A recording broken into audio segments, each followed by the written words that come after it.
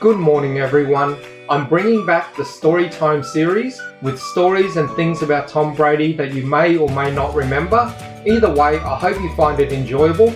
On another note, I know a lot of people have offered to donate money to help support this channel, and I want to thank you so much for that.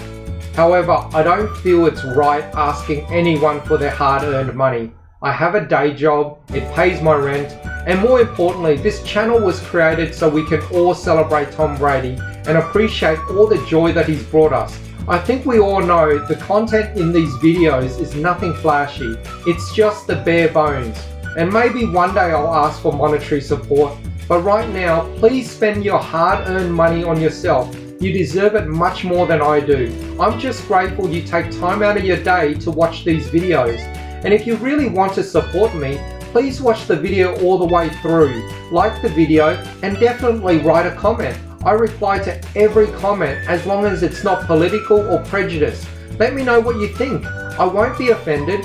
You can agree or disagree with me, give me critical feedback, correct something I've said, give me insight into stats. The more comments there are, the better. If everyone watches the video all the way through, clicks the like button, and write a comment, it triggers the YouTube algorithm to promote the video to more people. Sorry for being long-winded. On with the show. Let's talk about Tom Brady. People are fascinated by this. They see him come to Canton. They see you playing in the match golf situation. They find out later, Wilt and Russell actually were good friends, dined at each other's homes, stayed at each other's homes while they were active players. Magic and Larry Bird, the same. On the other hand, Ali and Frazier were trying to beat each other's brains out. So how did that relationship go? How is it different now than 10 years ago? Yeah, I mean, I think there was always just great respect kind of on the perception of things. I could tell Tom Brady was a guy that, I said he's got to watch a lot of film. I can tell he spends time with his receivers, working on timing after practice. I didn't really know that, I just assumed that. And then you play in a Pro Bowl together, right? And you spend time in Hawaii together. You play in a charity golf tournament together. You spend time with them. You have dinner together, and you realize that he is doing those things. And the next thing you know, we're kind of talking about ideas and how we watch film and sort of not giving away all the secrets, but, you know, trying to improve each other's craft. And so it's been a special friendship. And I think it's important to have respect for the opponent. You want to beat them, you want to do the best you can for your team, but, you know, respect the guys you're playing against. That's an important part of it. When the news came out, because we were working the NFC Championship and there was like rumors he's going to go maybe Tampa, and I was like, shut up, we'll see what happens. And I'd obviously talk to him, but the news comes out, he's gone. What's your thought? He is no longer going to be a Pat. I already knew he wasn't going to be a Pat. Yeah, because you talked to him. I didn't know where he was going to go. Same. Yeah. I didn't know where he was going to go, and he didn't know where he was going to go. Yeah, I know. I think. I mean, that was the sense I got. I mean, Ben talked to him around that time. I didn't. Yeah. And then immediately called me. You know, yeah. Downloaded like what was up, but yeah, I mean, you know, look, I mean, it's like he's, you know, I hope he plays till he's 50. But me too. But he has I'm glad he kind of took control of his destiny, and I'm glad that they've taken such good care of him down there. Like, that team's amazing. Like the fact that they got all their starters back, like that team, you know, that's awesome. And that defense is young and flies around. That defense, so good. They're so good. And now they all know, like, they already all won a Super Bowl. Now it's all about, like, all right, what are we going to do this year? I mean, I can't wait. Do you guys remember when Brady went down during practice in 2013? Is it normal for guys to go that hard during practice? I know in rugby there's no contact during training, but I'm guessing this is probably a freak accident, but this definitely would scare me. And now for the moment that puts sports fans on high alert, Tom Brady injury scare. Brady went down and stayed down, holding his left knee during 11-on-11 drills with Tampa Bay. Bucs defensive end Adrian Claiborne and Patriots left tackle Nate Solder were tied up, and Solder collapsed on Brady. Claiborne says during the drills, instincts kicked in. You always got to stay away from the quarterback. I mean, if you got a guy on his feet, on his heels, my instinct is to keep going. So and that's what I did. I bull rushed the tackle back, and apparently he tripped on Brady, and he fell on him. That's what I'm told. An MRI on Brady's knee was negative, and according to Ed Werder, Brady plans to practice today and play Friday. I love me some Tom Brady. He is the best quarterback in pro football, and you do know, obviously, that I believe in Tim Tebow. Now, back to the question. My heart skipped a beat. I had a flash of nightmarish, no playoffs, no Super Bowl for the New England Patriots. Clearly, without Tom Brady, if in fact it was 2008 all over again and it was the same knee, there is no way that the Patriots could contend for a Super Bowl title that I believe they will have a chance to win because they will represent the AFC in this year's Super Bowl if in fact Tom Brady remains healthy. That's number one. So right away, my first reaction was to take a second and third look at that video that I've now seen about 90,000 times. And I lashed out in my mind, probably unfairly, Stephen A., and I wanted to blame Adrian Claiborne. I liked him as a player at Iowa. I said that I thought Tampa got a steal with the 20th overall pick, but I thought, this is my first emotional reaction, my Tom Brady reaction was, come on, Adrian, you violated the spirit of the drill. Yes, you got Nate Solder on his heels, and then you continued to drive him and drive him and drive him right back into the quarterback. I wasn't thinking that Adrian intentionally tried to injure Tom Brady, but I was thinking, come on, you put him in harm's way because you should have just backed off. After you got Nate Solder on his heels in that kind of a, it's just a camp drill, as you well know. It's between different teams, but you just stop. After you get a decided advantage, you back off.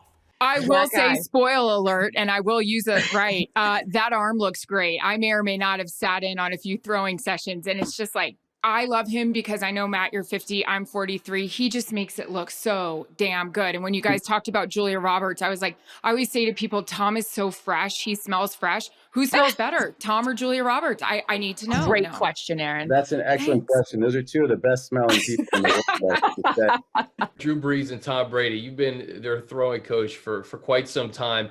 When you see both of them in the same division now at 41 years old and 43 years old, respectively, competing for Super Bowls, what goes through your mind, Tom? What we figured out in baseball with Nolan Ryan, we know now that there's no reason you shouldn't be able to do at 45 what you did at 25 if you're willing to pay the price.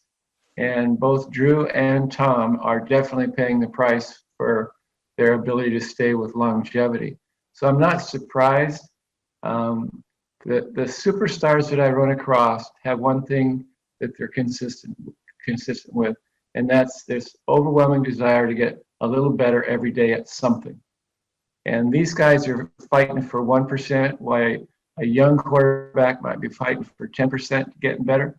These guys look to get 1% better every stinking day. But yeah, to your point, like the idea that people thought this dude was going to fall off a cliff, right? Yeah. Right. What arm are you looking at? If you think there's been any fall, people talk about his production. Production doesn't always have to do with the quarterback. It has to do with a lot of other things. Look at the velocity on the ball. It's all there. Like, I don't know. I mean, if he's falling off a cliff, it ain't yet. Have a listen to Shady McCoy tell how Brady turned the whole team around and a tiny look inside to what was happening. As a fan, I wish there were more of these stories because it validates that Brady is not a result of a system. He's also a massive contributor to any so-called system, and he can make any system work and win with it.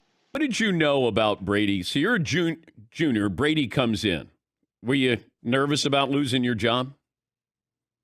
I was always fighting, to keep my job. The year before Tom came in, they signed the #1 overall recruit in the country, ended up being Scott Dreisbach, who played as a freshman and went on and played for the Raiders. So every year it was, top 3 or 4 quarterback in the country. So when Tom came in and just looking at Tom, the way he looked with the long hair, he's from California, and, he's not the greatest athlete in the world. It wasn't like everybody was, oh my gosh, this is the next guy. Ultimately, so it was an experience for me to battle and to have to earn my playing time there for sure. Okay, but what is it though? Because Brady shows up, same thing when he went to the combine. Like nobody did anything. Nobody went, wow, oh my God, you got to see this guy. So what is it about Brady that separates him from anybody who's played this position? Yeah, Dan, if I had to sum it up in kind of one sentence, it would be he's willing to sacrifice more than anybody else. And that sacrifice could be a number of different things, right? His diet, his time, his body. I think that's what differentiates him. And he does start from scratch every single year. When he comes to training camp, he feels like he hasn't accomplished anything. And that mindset, that mentality, that competitiveness, and that willingness to sacrifice, if I had to sum it all up, that's what makes him different. He's not out there, looking for other things to do outside of football until he retires. And who knows when he's going to retire. I think he could have his best year this year. It's all lined up for him with the team, the pieces that are back, the organization. And so there's no reason for him to stop playing until he's not enjoying it anymore. And I would say he's enjoying it more than he ever has. Can you teach what Brady has?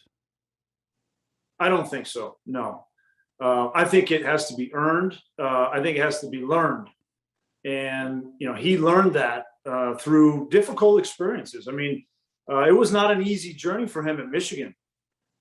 People forget that he probably should have been the starting quarterback, but he was forced to split time with Drew Henson. And he had to earn everything he got. And he constantly heard that he wasn't fast enough. He wasn't big enough, didn't have a big enough arm, all those things. And that was ingrained in him, and he kept that. And so I think it's experiential for him. I don't think that's something that's innate. I really agree with what Brian Greasy said there. What Brady has to be earned. Like all life lessons, you can't acquire those skills unless you've paid your dues. It's not a factoid where someone tells you a fact and you can just regurgitate it. All those cold early mornings, long days of repetitive, boring, unglamorous work that no one sees, it's thankless, or the pain of the setbacks, having to work hard with no guarantee of ever starting, that toughens you. That really grinds and sharpens your character. It builds mental toughness. That's years and years of payment made to earn everything he has. No amount of money, natural talent, or quick fixes will ever develop that. That's why Brady's able to do what he does. So will you be going to the game on October 3rd, Matt? That's an excellent question. I'm definitely watching it, and I'll be in New York, so I might be able to make it up.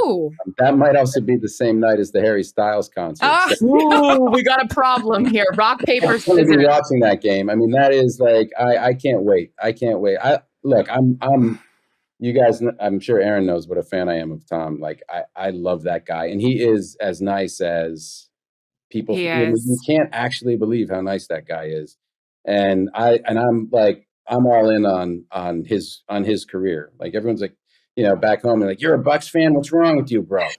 But it's like, I just love Tom, and I if there's a Patriots game on and a Bucks game on, I'm watching the Bucks game until Tommy hangs him up. Definitely. I wanted to let you know I'm selling these NFTs on the OpenSea marketplace under Tom Brady Daily Collection.